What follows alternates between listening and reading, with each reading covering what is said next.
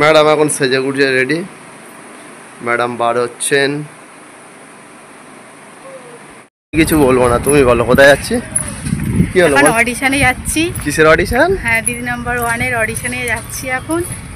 তো আমি জানতাম না, ফোনে ঠিক নেই। হোয়াটসঅ্যাপে মেসেজ পাঠিয়েছিল, কালকে নোটিশ এলো যে ওয়ানদের রিপ্লাই এলো যে আজকে রাজারহাটে অডিশন, তো বার হয়েছি, যাচ্ছি কটায় এখন। পৌঁছাবো ঠিক নেই, এখানেই 10টা বাজে। 11:30 বেজে যাবে।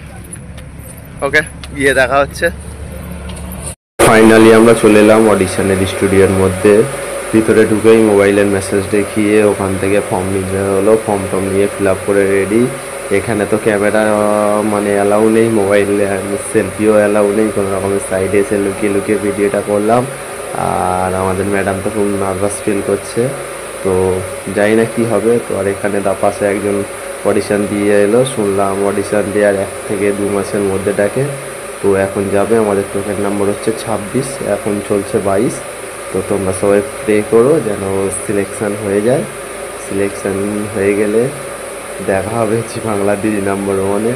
তো এখনও যাবে, তোমরা সবাই প্রে করো, ঠিক আছে।